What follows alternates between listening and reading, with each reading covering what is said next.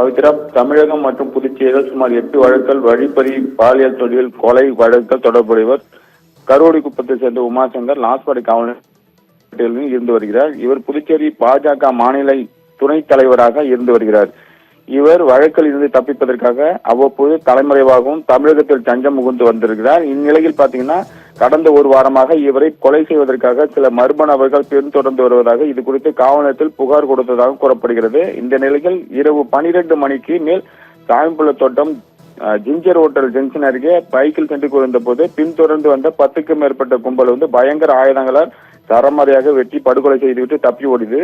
இதில் முகம், கை, கால்கள் முழுவதும் வெட்டப்பட்டு சிதைந்த நிலையில் சம்பவ இடத்திலேயே உயிரிழந்தார். இதனைத் தொடர்ந்து காவல் நிலையத்தில் அந்த பகுதிக்கு விரைந்து சென்று அவர்களுடைய பாடியை அதாவது உடலை மீட்டு அரசு மருத்துவமனைக்கு அனுப்பி வைத்தனர். இதற்குள்ள பாத்தீங்கன்னா அவங்க வீட்டு அருகே நடந்த அந்த கொலை அந்த உறவினர்கள் மற்றும் அந்த பொதுமக்கள் அந்த பாஜக பிரமுகர் கிடந்த இடத்துக்கு கூடினார்கள். இதனால் அந்த பகுதி பரபரப்பாக காணப்பட்டது.